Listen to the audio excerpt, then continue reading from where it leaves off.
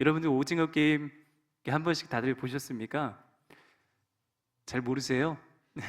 이 오징어 게임은 이 정답을 찾아가는 이 두 부류의 인생이 등장을 합니다.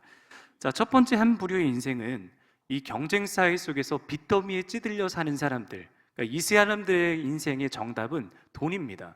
그 돈을 구하기 위해서 수단과 방법을 가리지 않고 돈이라고 하는 정답을 쫓아가며 사는 한 부류의 사람이 있고요. 또 한 부류의 사람은 앞에 돈이라고 생각하는 그 돈을 많이 가진 이 부자 노인이 등장을 합니다. 그러니까 이 오징어 게임을 설계한 부자 노인이 바로 오른쪽에 있는 이 노인이에요. 이 노인은 앞에 있는 한 부류의 인생과 다르게 돈이 굉장히 많습니다. 그리고 앞에서 정답이라고 말하는 돈을 많이 누리고 살아가는 그런 사람이에요. 자, 그런데 아무리 많은 돈을 가졌을지라도 그 인생에 진짜 그게 정답이 아니라고 생각해서 또 다른 재미와 즐거움을 위해 게임을 하나 만듭니다. 그게 이제 오징어 게임이에요. 이 오징어 게임 1등만 주어지는 상금. 그런데 규칙과 어떤 방법이 없습니다. 사람을 죽여서 결국 그 1등의 자리에 올라갔을 때 이 돈을 취할 수 있는, 그걸 보면서 인생의 재미를 발견하는 부류의 사람들이 등장을 합니다. 어떤 사람은 돈이 답이라고 생각하면서 돈을 쫓으며 살아가는 인생이 있고, 또 어떤 사람은 이 돈을 많이 갖고 있음에도 불구하고 또 다른 재미를 추구하며 살아가는 인생, 즉 굉장히 대조적인 삶을 우리에게 나타내고 보여주고 있습니다. 여러분, 우리는 이와 같이 인생의 정답을 꿈꾸고 어떤 정답이 인생의 정답일까? 자, 그것을 발견하기 위해 우리는 살아갑니다. 자, 여러분 혹시 인생을 살면서 이 정답을 갖고 계신 분이 계십니까? 혹시 알고 계신 분이 계시다면 좀 알려주세요. 어떤 게 정답인지. 여러분, 우리가 가만히 생각해 보니까 이 정답이라고 하는 것은 수학 공식처럼 딱딱 맞아 떨어지는 겁니다. 그런데 우리의 인생을 가만히 살펴보니까 한 가지 수학 공식처럼 딱 떨어져 맞는 게 하나 있더라고요. 그게 뭐냐? 사람은 누구나 죽는다. 여러분, 이건 정답입니다. 그래서 히브리서 9장 27절에 한 번 죽는 것은 사람에게 정해진 것이요, 그 후에는 뭐가 있다고 합니까? 심판이 있으리니. 우리는 다 누구나 다 이 인생을 살면서 이 마지막 죽음이라는 관문을 꼭 통과해야 돼요. 이게 정답입니다. 여러분, 그거 아십니까? 우리가 보이지 않는 지금 이 순간에도 우리 인생을 향한 모래시계가 하나씩 뚝뚝 죽음의 모래시계가 뚝뚝 떨어지고 있다는 것을. 가만히 보면 사람은 태어나서부터 이 죽음을 향해 전력 질주하는 게 우리의 인생과도 같습니다. 이 팀 켈러 목사님이 쓰신 이 죽음에 관하여라는 책을 지난주에 좀 읽었는데, 굉장히 작은 소책자예요. 여러분 한번 읽어보시면 참 좋을 것 같습니다.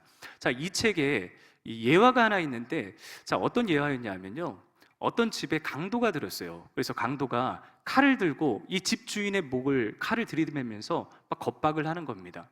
자, 그런데 갑자기 돌연 이 강도가 뭐라고 이야기하냐면, 나는 그렇게 무자비한 사람이 아니라고, 나는 자비가 있고 국률이 많은 사람이니까 죽기 전에 당신에게 소원 하나를 얘기하면 들어주겠다고, 그러면서 당신의 인생에서 가장 행복했던 기억을 한번 떠올려 보라는 거예요.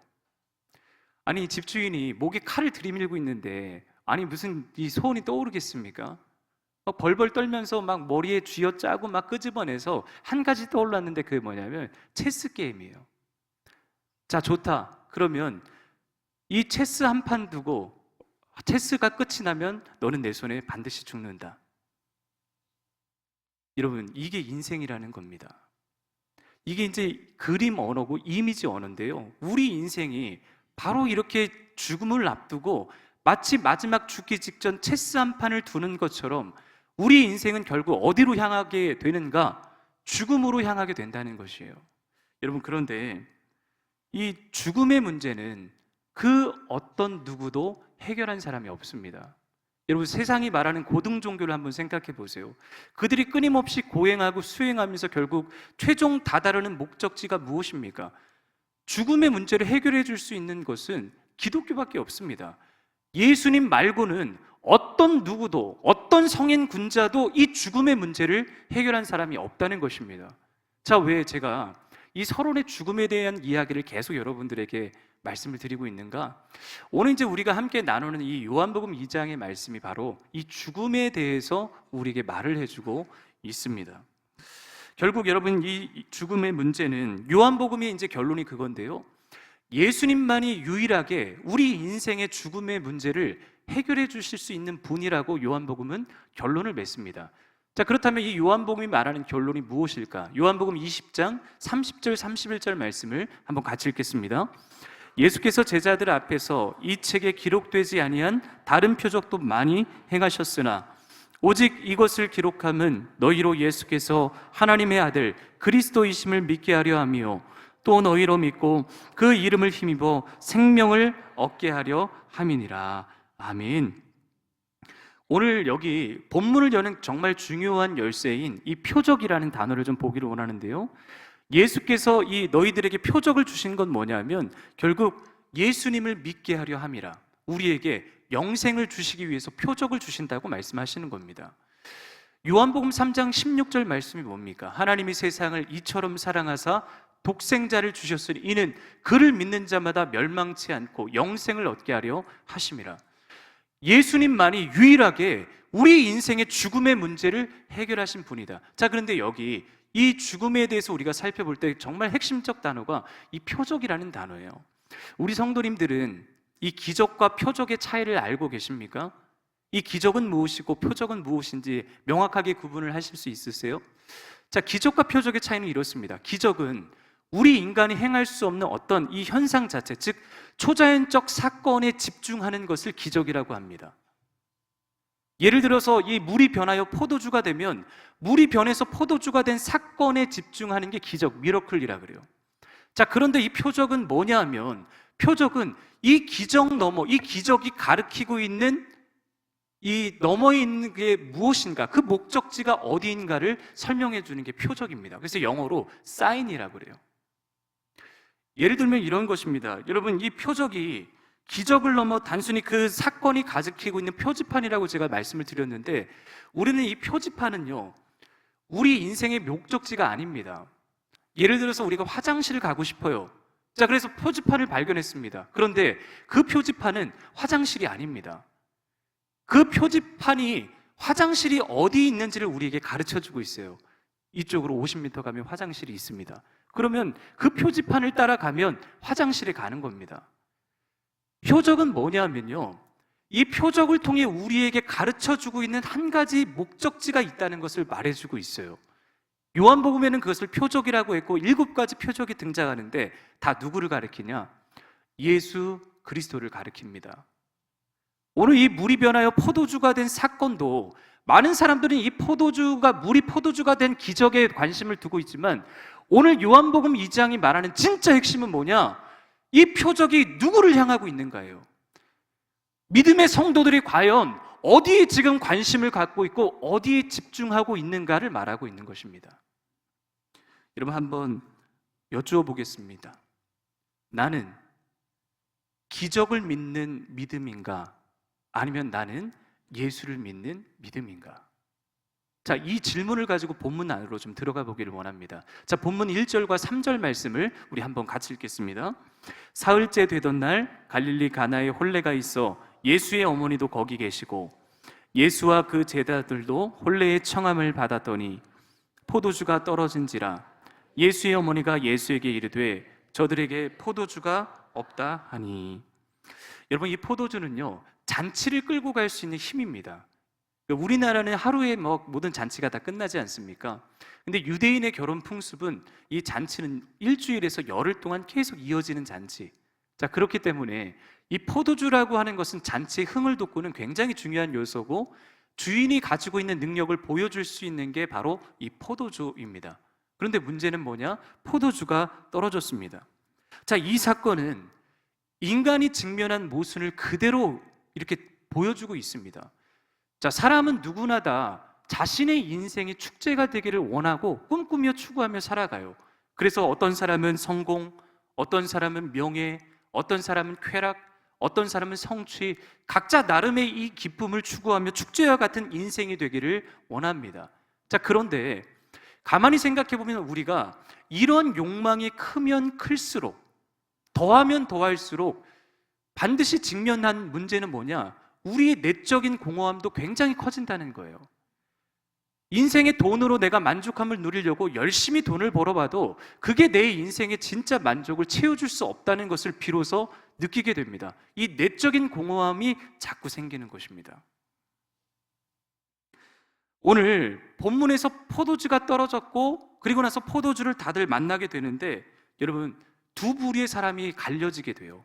그 혼인잔치의 모든 사람들이 물이 변하여 포도주가 되는 기적을 맛봤는데 한 부류의 사람들은 예수님을 믿는 사람도 있고 한 부류의 사람들은 예수님을 믿지 않는 사람도 있었습니다. 자, 본문 11절 말씀을 우리 같이 한번 읽어보겠습니다. 예수께서 이 첫 표적을 갈릴리 가나에서 행하여 그의 영광을 나타내심에 제자들이 그를 믿으니라.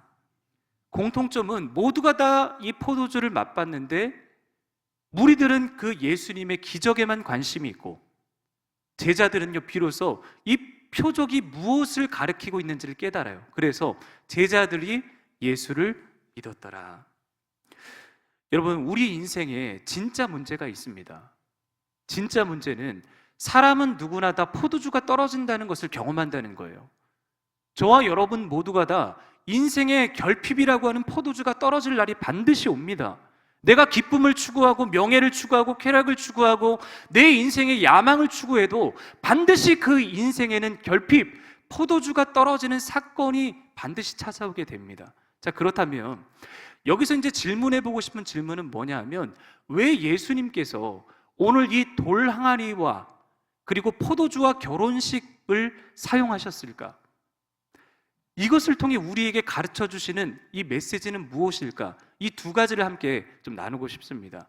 자, 첫 번째, 이 표적이 가리키고 있는 것이 예수 그리스도인데 왜 예수님은 돌 항아리를 사용하셨을까?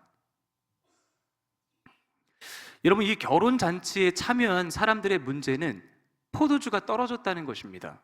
자, 이 포도주가 없어지면 잔치가 망하는 거 아니겠습니까?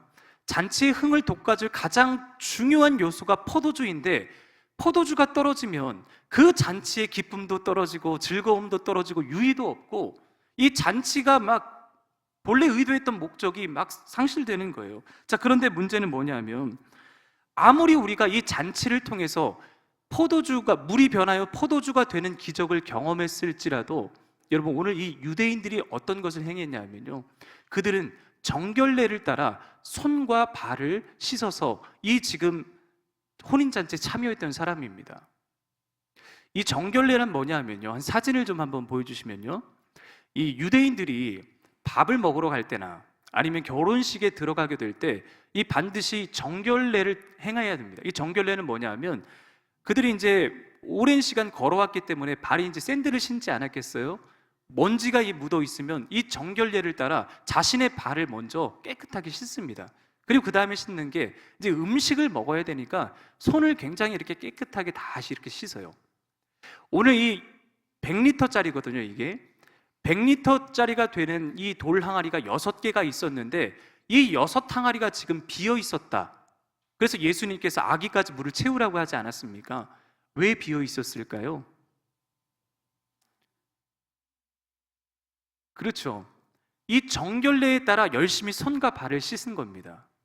여러분, 이게 하나의 이제 상징을 의미하는데 많은 사람들은 이 정결례에 따라 손과 발을 씻으면서 자신들이 음식을 먹기 전에 내가 손과 발을 씻지 않으면 이 오염된 물질이 내 속에 들어와서 이게 죄를 유발하고 구원을 얻지 못한다는 하나의 상징과 의미로 보여집니다. 자, 마찬가지로 우리가 이 혼인잔치라고 하는 주일 예배에 많은 분들이 이렇게 오셨는데 모두가 다 정결례를 행해요. 손을 씻습니다. 발을 닦습니다. 자, 이 말은 무슨 말이냐면 여기 계신 모두가 다 예배하고 또 찬양하고 기도하고 말씀을 들어요.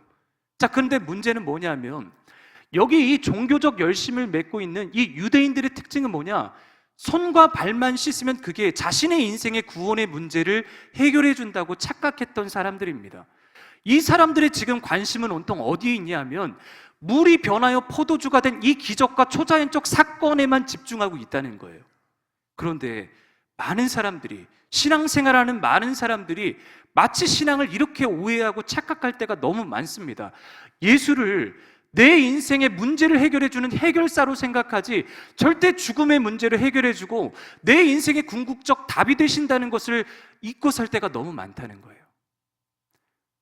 여러분, 가만히 생각해 보면 우리는 정결례를 그 누구보다 열심히 합니다. 손과 발을 열심히 씻습니다. 자, 그런데 문제는 그 안에 지금 정말 예수님을 향한 마음과 믿음이 있는지, 아니면 내 인생의 또 다른 초자연적 사건을 바라보고 예수를 믿는 이 자리에 나와 있는지를 반드시 돌아보셔야 된다는 거예요.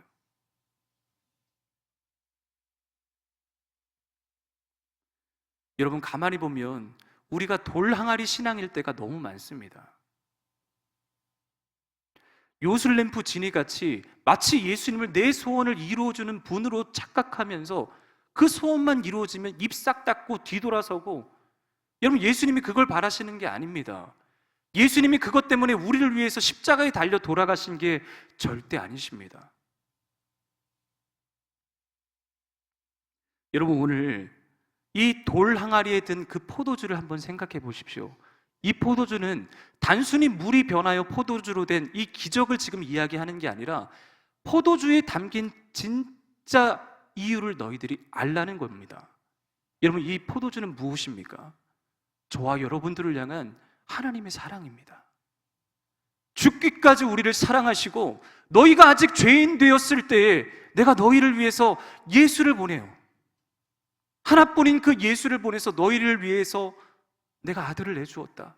너희를 향한 내 마음이다. 여러분, 그게 포도주입니다.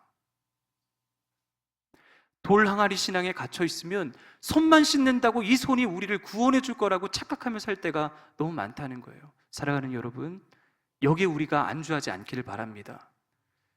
진짜 우리 인생에 포도주가 떨어지는 게 문제가 아니라 이 포도주가 어떤 임무인지를 깨닫지 못하는 게 훨씬 더 큰 문제라는 거예요. 종교적 행위만 가득한 그리스도인, 이게 저가 될 수 있고 여러분이 될 수 있다는 것입니다. 자, 두 번째 함께 살펴보고 싶은 것은 뭐냐면, 왜 예수님께서 공생애를 시작하면서 이 포도주와 결혼식을 첫 번째 표적에 사용하셨을까? 이걸 좀 살펴보기 원하는데요. 여러분, 이 답을 찾기 위해서는 우리가 이 유대교의 결혼 문화를 좀 이해할 필요가 있습니다. 여러분, 특별히 결혼식에 지금 포도주가 사용되었는데, 이 포도주는 가나 혼인잔치의 첫 번째 표적 보여주신 게 포도주입니다. 예수님께서 첫 번째 공생에 나타나신 사건이죠. 자, 그럼 한번 생각해 보십시오. 예수님께서 마지막 날 공생의 마지막 날 보여주신 제자들과 함께 했던 사건 기억나십니까? 성만찬입니다. 포도주를 나누셨어요. 예수님의 공생의 시작이 포도주였고 예수님의 공생의 마지막이 포도주였습니다. 자, 그리고 예수님의 공생의 첫 사건이 어디에서 시작되었습니까? 결혼식장입니다. 자, 그럼 한번 생각해 보십시오. 예수님의 마지막 결혼식을 한번 생각해 보세요. 요한계시록 19장에 가면 어린 양의 혼인잔치가 나옵니다. 어린 양의 혼인잔치는 신랑 되신 예수님, 그리고 신부는 누구냐 하면요, 성경에서 신부는 바로 저와 여러분들입니다. 영적인 신부들. 자, 거기에 결혼식, 혼인잔치가 벌어지는 거예요. 결국 여러분, 예수님의 첫 사역과 끝이 포도주였고 예수님의 첫 사역의 시작과 마지막 사역의 마침이 결혼식장이었다는 것은 우리에게 상당한 의미를 가져다 주고 있습니다. 자, 유대인의 이 결혼 문화를 좀 살펴보면요, 우리는 보통 결혼식을 하면 그날부터 이제 부부가 되어서 그날 함께 잠자리도 갖고 같이 이제 신혼생활을 시작합니다. 자, 그런데 이 유대인의 결혼 문화 중에 정혼식이 있고 결혼식이 있습니다. 자, 이 개념을 유모세 목사님이라는 분이 열린다 성경에서 자세하게 이 가나 혼인잔치에 대해서 이야기를 해주고 있는데, 거기에는 이제 정혼식일 가능성이 매우 높다 이야기를 해요. 자, 왜 정혼식일까? 이 정혼의 개념이 그럼 뭘까? 여러분, 이겁니다. 이 정혼이라고 하는 것은 뭐냐면요, 내가 신랑이요 마음에 드는 이제 신부가 있어요. 그럼 프로포즈를 우리는 좀 하지 않습니까? 이때 이제 프로포즈를 어떻게 하냐면 신부가 되고 싶은 사람, 신부 될 사람의 집에 가서 일주일 동안 잔치를 벌여줍니다. 그리고 그 잔치의 정말 중요한 핵심 요소가 뭐냐면 포도주예요.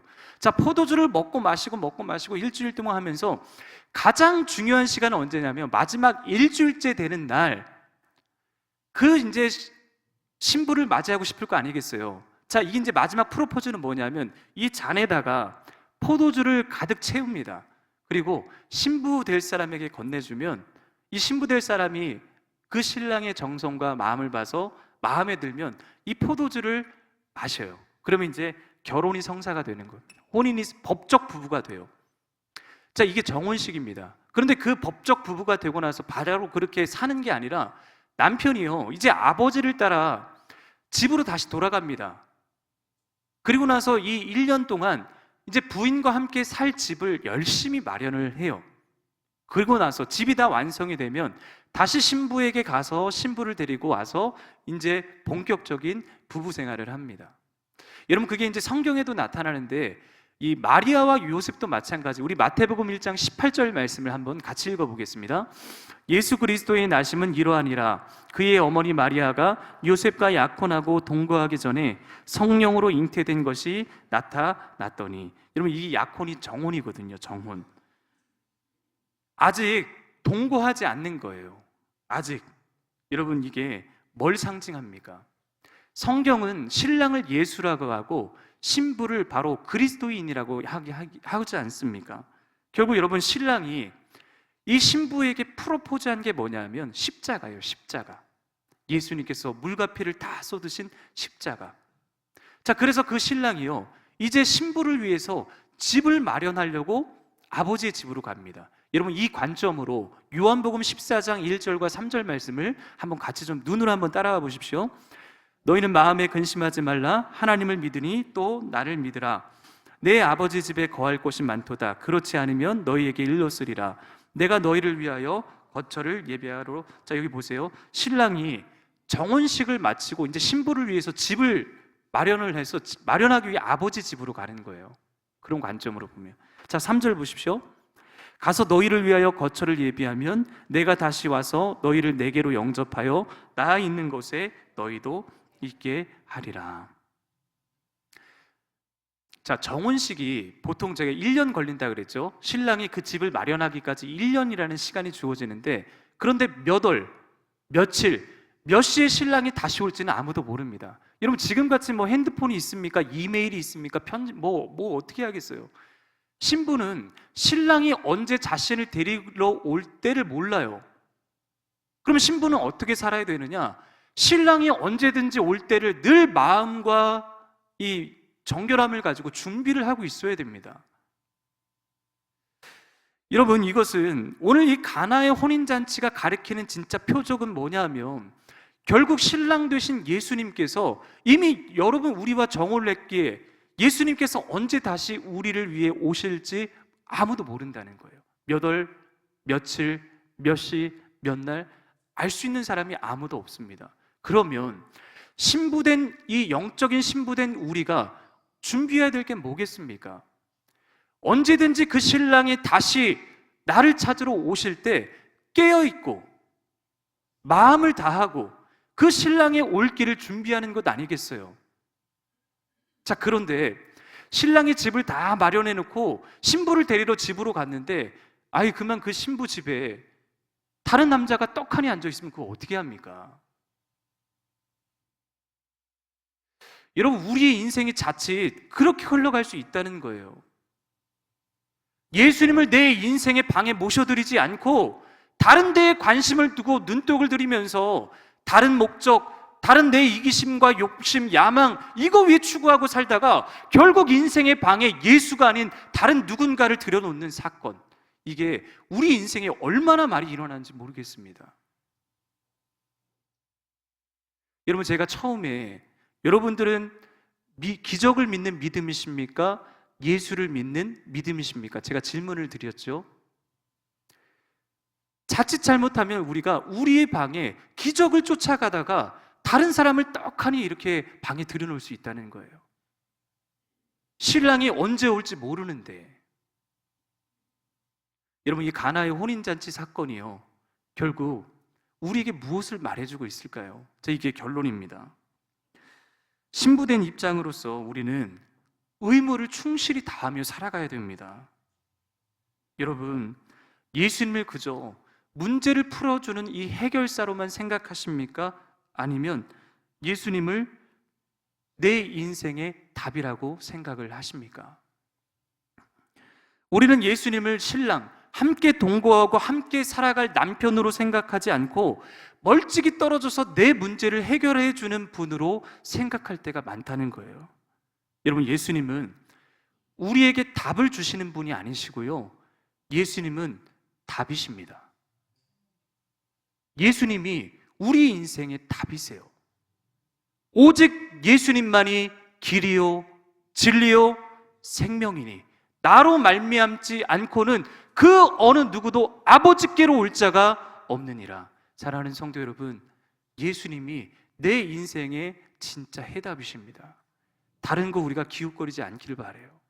다른 욕심, 욕망, 다른 거 추구하지 않고 진짜 내 인생의 정답이신 예수님, 그래서 순결한 신부로 신랑이 언제 오실지를 우리가 준비할 수 있는, 여러분, 우리가 어떻게 준비할 수 있겠습니까? 기억하는 거예요. 내가 신랑이 올 때가 있다는 것을 반드시 기억하고, 그게 성도의 정체성입니다. 그리스도인은 예수님께서 내 인생의 이 문제를 해결해 주실 수 있는 유일한 분으로 생각하고 주님이 다시 오실 때를 준비하면서 거룩한 순결한 신부로 살아가는 것, 그게 그리스도인입니다. 저는 저와 여러분들이 예수님이 내 인생의 유일한 답이심을 믿으시면서 그 예수님만을 바라보며 살아갈 수 있는 복된 인생 되시기를 주님의 이름으로 축원드립니다. 기도하겠습니다. 하나님, 우리가 늘 검으나 아름답다고 하시는 주님, 겉에 그을러 보잘것없는 모습이지만 죄로 물들어 그 죽음의 덫에서 헤어나올 수 없는 우리였지만 우리를 위해 포도주 잔을 내미시며 우리의 정혼을 기꺼이 맺으시는 주님의 사랑에 감사를 드립니다. 신랑을 잊어버리며 그저 포도주, 그저 내 필요, 그저 내 성공, 그저 돈, 무엇이 자꾸 예수님을 잊게 만들고 정혼한 신랑이 없는 것처럼 살아가게 만드는지 저희들 돌아보게 하여 주시옵소서. 포도주와 흥과 기쁨에 젖어 살지 않게 하여 주시고 정혼의 언약을 늘 기억하며 살아갈 수 있는 저희 모두가 되게 하여 주시옵소서.